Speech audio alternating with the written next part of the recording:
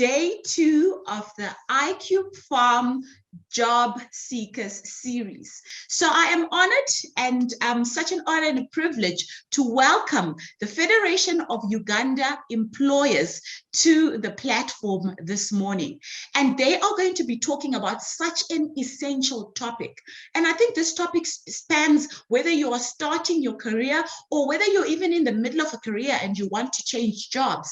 They are going to be speaking about writing, so a professional CV. How do you write a professional CV? They're going to be speaking about cover letter writing and also effective interview preparation and performance. So as I said, this speaks to whether you're starting a job, you're in the middle of a job, or even if you're a seasoned career person, you can actually learn something from that. So the speakers that we have who are going to be sharing with us is firstly, Mr. Milton Owor. And Mr. Milton Owor is the governing council member of the Federation of Uganda Employers and the chairperson, Human Resource, Finance and Administration Technical Committee of the FUE board. We also have Ms. Golda Obama, who is the Human Capital Organizational Development and Management Advisory Consultant for the Federation of Uganda Employers, Park Randall, East Africa. And we are hoping later on Mr. Manaf Shafi Sai will join us, but if not, we are in capable hands with Milton and Golda. I know this is... We're glad to be here first and foremost and to share our knowledge, but also to learn and listen from the team that is across the continent, across the globe, who are here to, we're here to impact and ensure that the right skills are passed out there as people get into their job placements out there. So thank you so much. What I've just mentioned about. It's a guide, like I said. One is to help you identify, write the right cover letter. You should be one of the best out of 10. And you should be called for that interview more often with some of the tips that we're going to share here, but also to boost your chance in terms of landing the right job, in terms of matching your skills from the university or from the tertiary institutions that you've been to into the job market. But also we're going to look at some actionable ideas. How do you start your cover letter? What does it embody? How do you really address it, if I could say? Then we'll also recognize why and how what and how a good CV entails, but also to ensure some of the things that we most times look out for as consultants or as recruiters, globally or nationally or even at a regional level.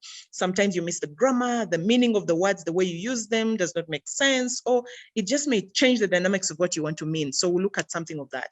But also, lastly, to be able to identify your own skill, your personal qualities as an individual, so that as we go into this session, you're able to understand, oh, okay, I've been writing my cover letter this way. I think I should improve it in this other way.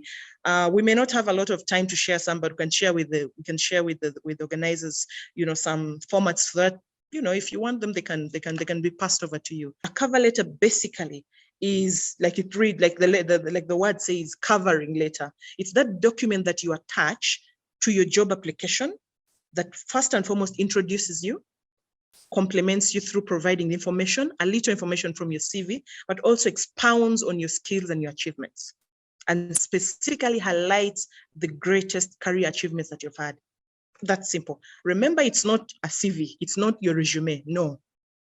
It highlights, it really proves who you are, your interest, and your alignment to this organization. So if I could go on and say that basically your qualifications, your achievements, like I've highlighted here, you'd be introducing yourself to the hiring manager for them to know who you are and what is your motivation. It explains your reason for joining the organization.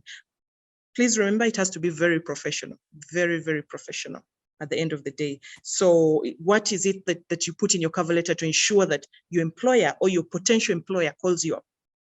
Throughout the night, they're thinking, oh, I read Zara's, I read Milton's CV. I read Milton's cover letter. Even without looking at the CV, they should be able to say, whoa, this is the right candidate.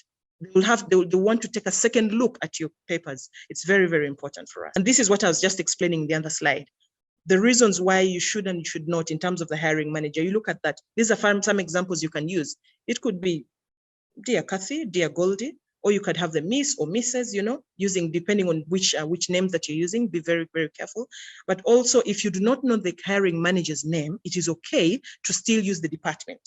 For example, if you know that human resource department is the hiring, in most organizations it hires, or human capital and culture department hires, but you could also find that the hiring manager sits in a different department. So you feel free, depending on the context of the job, to mention that.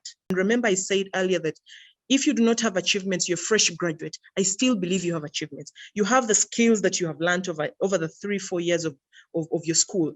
What are those skills? What of those skills are transferable? Some of them are very tangible in the job market. So what are they? How are they transferable and relevant to the job that you're applying for? So you need to make that relevance, to make that connection, so that the employer or the hiring manager is able to source that out quickly as possible in your cover letter. Then thirdly is you need to target your employer's needs.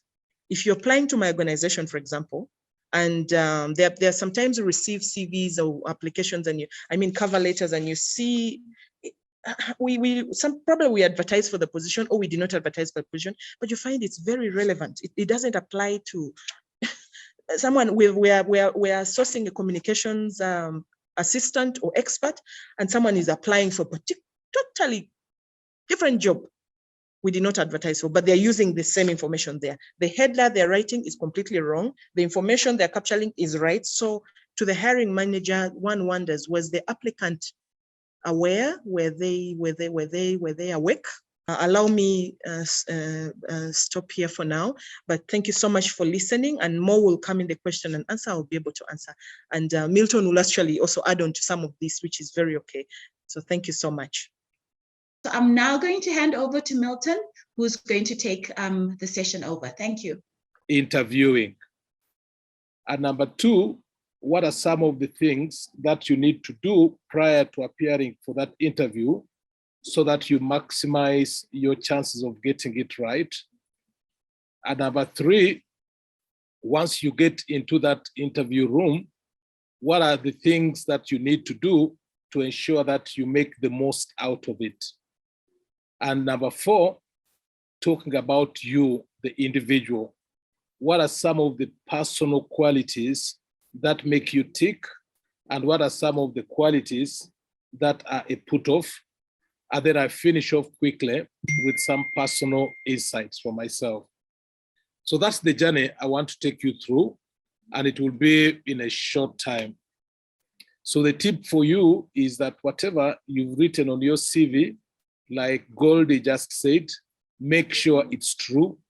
But secondly, be proactive in demonstrating that what you've said in your CV is actually what you are. Yeah. Number 2, employers want to test your professional readiness for the job. So the questions you want to ask yourself is, based on your understanding of the organization and your understanding of their strategic direction, how will you, as this applicant or this interviewee, contribute to the realization of that goal? Don't wait for them to ask you that question, how are you going to help us? You must be in charge of the answers you give, and you must be in charge of the messages that you're putting across. It's critical that one of the messages you put across is about how you help the organization achieve what it wants to achieve. I think that goes down a lot well with interviewers, because they know that there's what I call emotional attachment. Mm-hmm. There's something at a human to human level that resonates with you about what they're doing.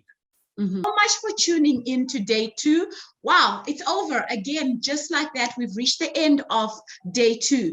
And I'm going to ask you, please, delegates, to make sure that you follow the social media pages at iCube Farm. So iCube is ICUBE Farm, FARM, on LinkedIn, Facebook, Instagram, Twitter to get the link to the next session, which is going to be tomorrow, which is also an exciting session. And I'm going to ask all job seekers to please register, because I know there are a lot of job seekers that are listening into to this session. Register on www.icubefarm.com for professional opportunities. So please do register so we can try and get you a job or some form of employment. So please register on www.icubefarm.com. So from myself, Golda, thank you so much for the session once again.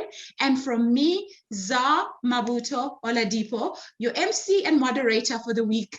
Thank you, and I look forward to seeing you again tomorrow. Same time. Bye.